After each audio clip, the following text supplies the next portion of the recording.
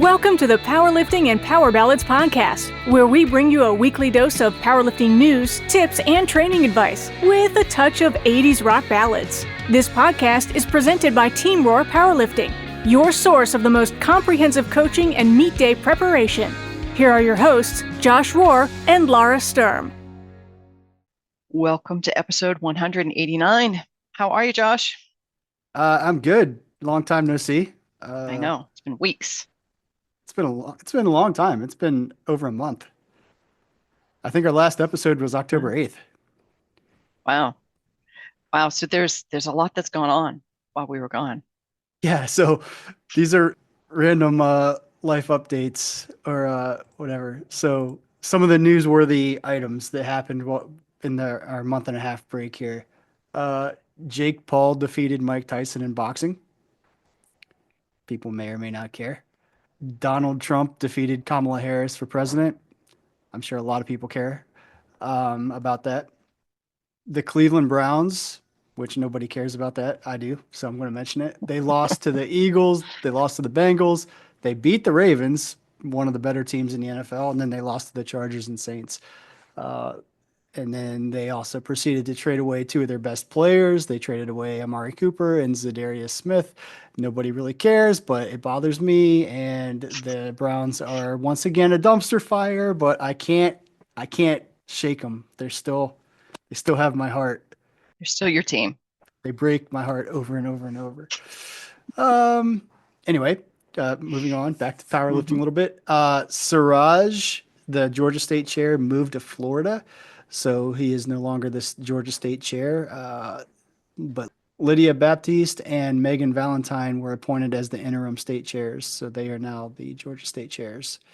They will take over Siraj's term, which ends in 2026, I believe. The Bench Press World Cup and Australia Nationals took place. So those were the two final Pro Series events before the Pro Series finals. And my daughter Ella was born on October 20th. Oh, So congratulations. thank you. She's pretty cool. I like her. Good thing. Oh, that's awesome. Yeah. So yeah, I probably missed some things, but those are the ones that came to the top of my head. Yeah, so that's a big one. I remember there was a trip I went on one time. It was like a canoeing camping trip, and when we left, like there wasn't much going on, and we came back. We're like, oh, the Berlin Wall fell, and Gorbachev is out of power, and there's a hurricane. Like this all happened in like 3 days. That's what it felt like. Yeah. So this feels like that. Yeah. Like we've been under a rock and we're the only source for news for a lot of people. So people are finding out about these things. Mm-hmm. Like who won the presidential election. This is Right? breaking news to a lot of you. Yes. Mike Tyson lost? What? Yeah. Oh, Did you watch the fight? No, I didn't. Did Me either. you? Yeah. Oh. Yeah. I heard there was a lot of spinning, beach balling. Netflix got hit pretty hard. Yeah, I heard that too. But again, wasn't watching. So right. Honestly, I feel like I'm the minority because it seems like everybody was talking about it, but like I kind of didn't care about it. But everybody was like, "Oh man, you gotta watch the fight. Are you watching it?" So I like just as a conversation starter, I just asked people if they watched it because I assume most people did because of everybody I run into seems like they've listened to it or watched it. But right. Yeah.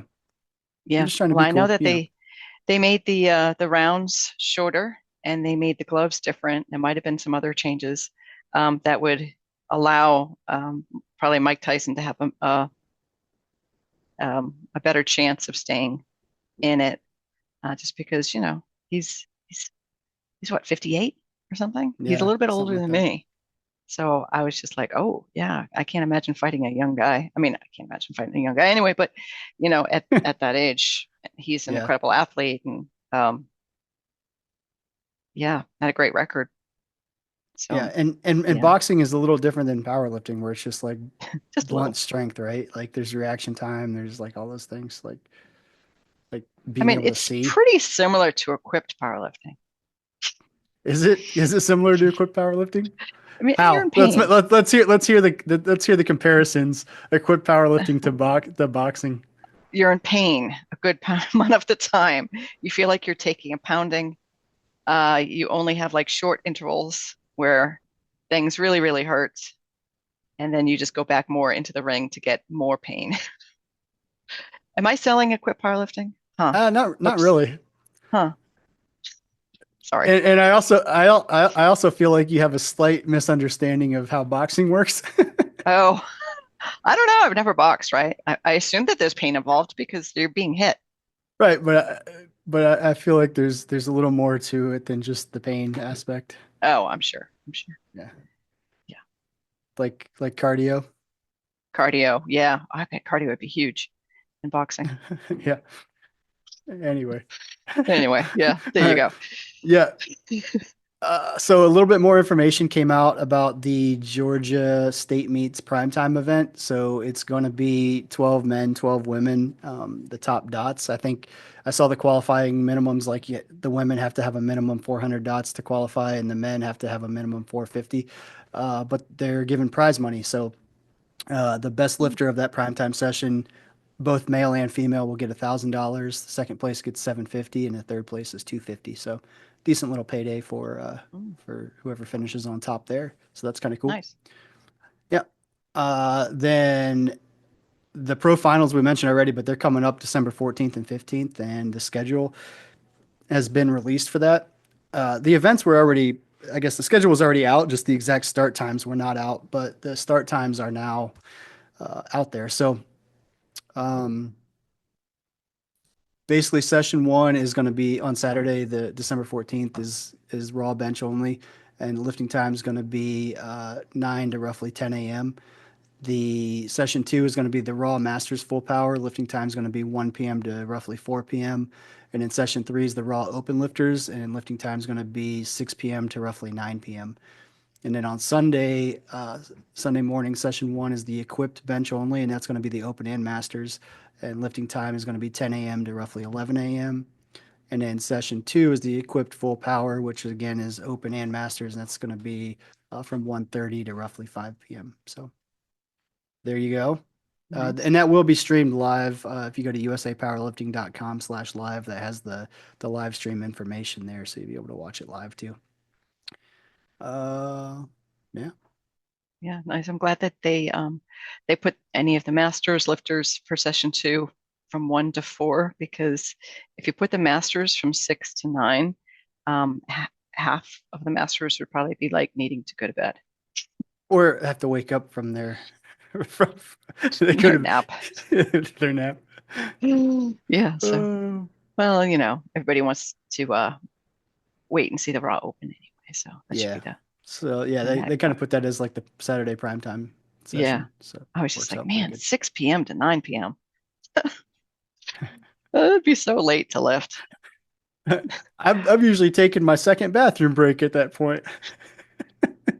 I've been into sleep for half the time during that. Oh Yeah, crap. that's what I Gotten old. meant. I've woken up twice to go to the bathroom is what Right, was what I was exactly. implying there. Well, But you did the I way you didn't respond I to got it. that. I wasn't sure if you got it and it's just like, yeah, that sounds right, or you didn't get what I was saying. I But got it, but it was a little weird, so I wasn't responding. got it. Yeah, that was okay. Well, Nice. yep, All right. So we have a new lifter tip for cool. our new lifters that are listening. Here we go. Sorry, we're going to start that over. Can't see. We have our new lifter tip. Here it is. After completing each discipline at a meet, change into all of your apparel that you'll wear for the following discipline versus putting on shorts and a t-shirt. So I think this is a good tip because, once you finish bench press, you might as well put on your long socks for Yep, deadlifts, yep. that type of thing.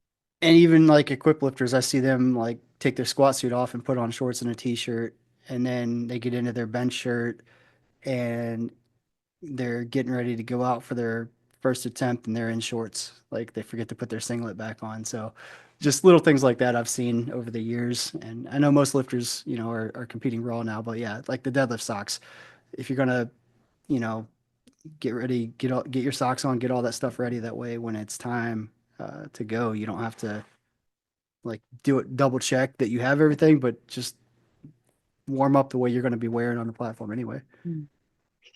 Yeah, heck, I'd say, wear your deadlift socks and just push them down for squats and bench if Yeah, you don't want to wear them up, because then they're already on your feet, and it's just yeah. one less thing for you to remember. That way they're nice and Because sweaty by the time deadlifts roll around, and you can just, yes, you know, just pull them up and yeah, rock and yeah, roll. yeah, Yeah, exactly. I anything that I can screw up, I'd rather just eliminate Yeah, early that on, makes sense. because I can screw up a lot. Yeah, same. Yeah. I'm wearing your shirt, by the way. Our shirt. Oh, very Can you nice, see very me? nice. Can you see So me? the picture of me with my head half cut off, which is really awesome, and looking stalkery. Yep. Yeah, Stalkery. Great word. stalkery. It's a word. It's a word. Looking awkward. Yeah. Yeah. Awesome. That's all I have. Like after a month and a half, you'd think we'd have more to talk about, but I feel like I've gotten rusty on doing a podcast in this month and a half off. Like I don't know what to say. Like what do I do with my hands? I don't know. We have nothing left to say. Yeah. Unless you Yeah. do. I don't. I mean, Oh, I I think drove to it's Florida. I guess that's an update. I drove to Orlando. I said I was going to, but I actually followed through with it. you did. And which meet was that for? The Special Olympics Florida Fall Classic, I think is what it's called. It was at Yeah. the ESPN Wide World of Sports in Disney, which was pretty cool. Oh, nice. But I literally Nice. drove down Wednesday, helped set up, and then went to the airport, flew home, and then my dad flew down they came down to visit Ella and Emma. So Saturday, my dad flew down with me to Orlando to help drive back because the meet was supposed to get over at 5, and then we had to load everything. So we landed at 3:30, got to the venue at 4:30. Was expecting to wait a little bit and then start loading. Well, we got there at 4:30 and they already had the truck half loaded Wow. because the meet got done early. So we're like, hey, this is perfect. So literally, we were there for less than 30 minutes and then got on the road to drive home. Wow. Well, that's awesome. Yeah. Very nice. Yeah, So I we had got a home deja right vu right at moment. midnight. Nice. I had a deja vu moment going into the Orlando airport. And I was like, oh, I remember having meets at this Right. airport. We had several in a row, I think back in, I don't know, Yeah, 2014-ish, there's a 15. bunch. Yeah. And like those meets were so strange because you'd land at the airport, you'd check into the hotel that was part of the airport, and you'd never leave the airport Right. Yeah. or see outside for days.